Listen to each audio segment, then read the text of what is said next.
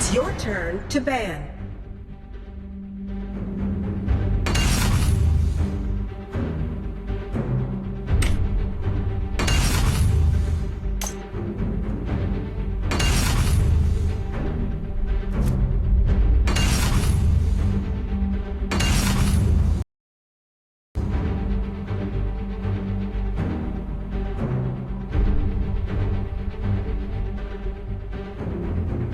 Opponent's turn to pick.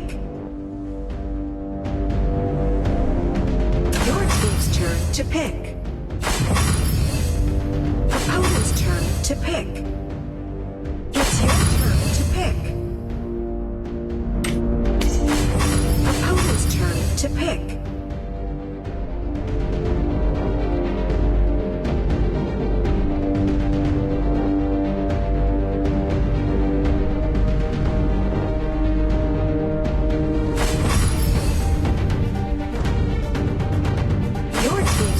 To pick.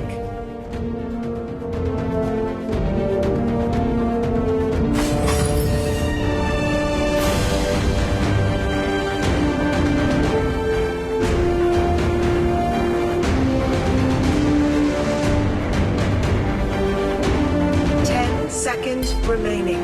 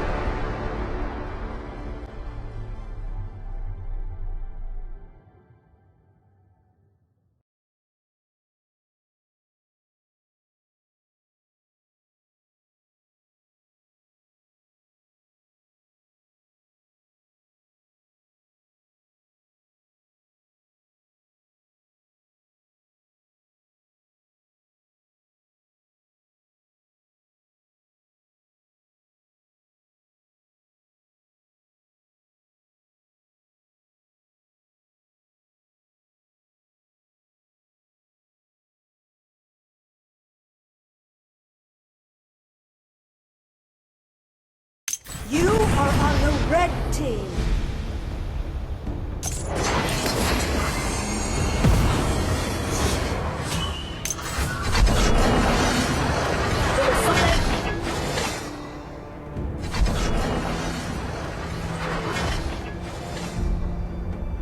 Kẻ ngu muội với tin vào tín ngưỡng hư vô.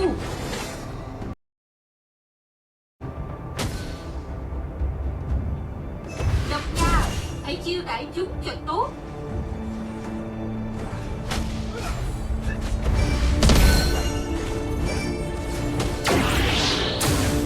Xé xác một chút.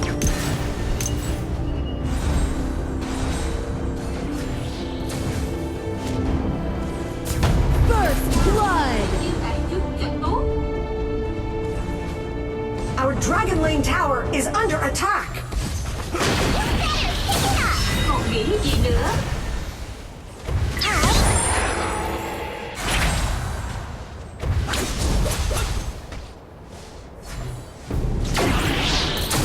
Địch cường Caesar bị mất. Kẻ ngu muội với tin vào tín ngưỡng hư vô.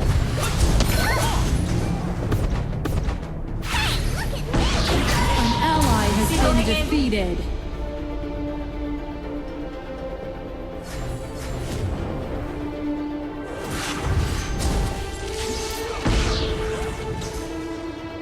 Our Dragon Lane Tower is under attack. Hãy chiêu đãi chúng cho tốt. Our middle lane tower is under attack. An ally has been defeated.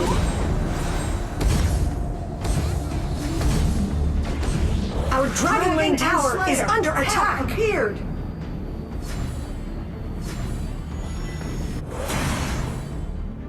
Muốn chứng minh ta sai, trước tiên cần phải chứng minh ngươi đúng.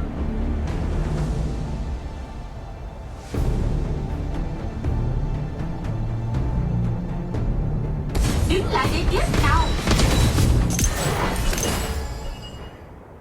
Kẻ ngu muội mới tin Dragon vào tín has ngưỡng been hư vô. defeated.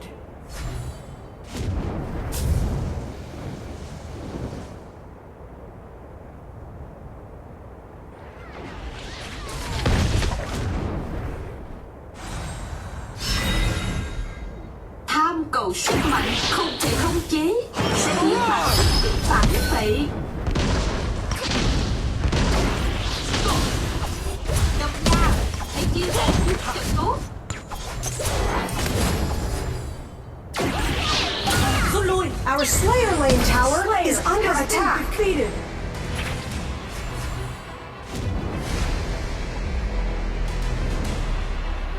Độc nha, hãy chia sẻ chút trận tốt. Còn nghĩ gì nữa?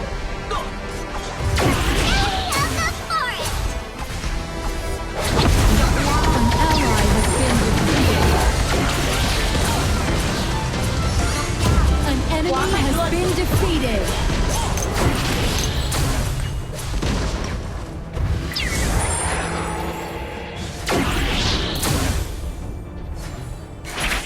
Xé nát một chút. Độc nha, hãy chiêu đãi chúng cho tốt.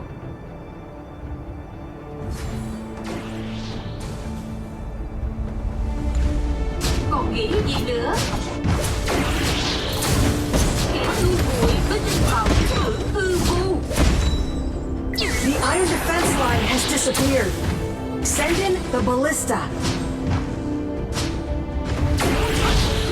Our dragon lane tower is under attack. An enemy has been defeated. Enemy ultimate. Đứng lại để chết nào. Rút lui.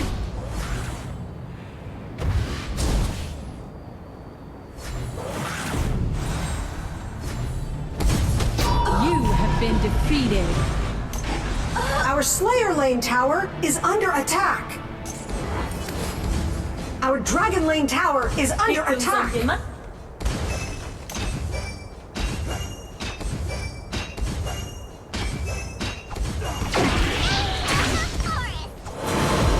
Độc nha, làm chuyện chính nào. Chú ý trụ.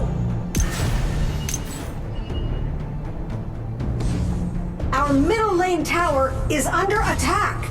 An ally has been defeated.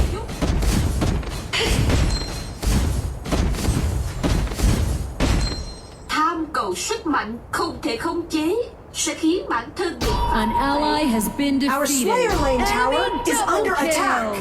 The tower has been destroyed. đây đều là thức ăn của người đó. Còn nghĩ gì nữa? Enemy Our onslaught. dragon lane tower is under attack. Your tower has been destroyed. Our middle lane tower is under attack. Your tower has been destroyed. An enemy has been defeated. An ally has been defeated. Độc nha, làm chuyện chính nào.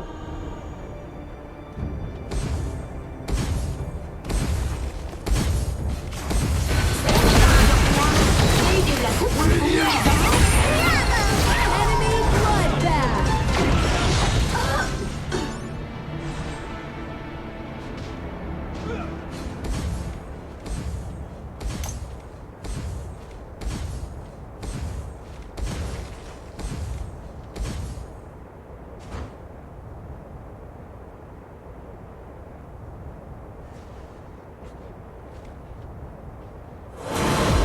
Độc nha, làm chuyện chính Your nào. tower has been destroyed. Còn nghĩ gì nữa? An ally has been defeated. Độc nha, đây đều là thức ăn của người đó. An ally has been defeated. Enemy dominating.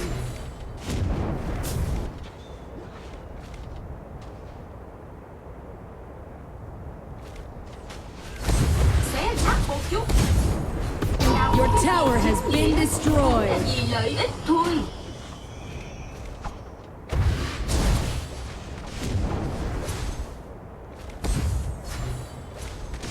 Our base tower is under attack. Đây đều là thức ăn của người đó. Xé nát một chút. Enemy legendary. Kẻ ngu muội mới tin vào tín ngưỡng hư vô. destroyed. Đứng lại để chết nào. Dragon and Slayer. Our base tower is under attack. So sánh với chính nghĩa dối trá, ta càng thích sự tà ác thẳng thắn. Stick around! Your tower has been destroyed. Our base tower is under attack. Nice assist.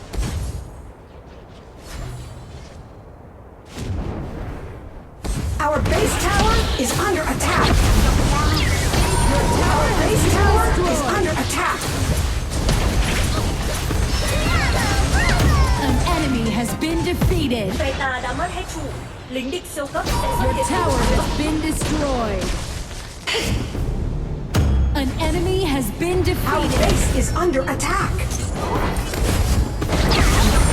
Đây đều là thức ăn của người đó. An ally has been defeated.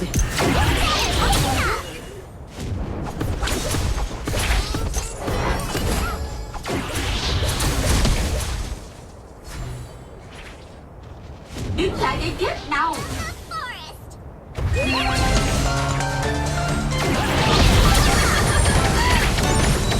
Our base is under attack.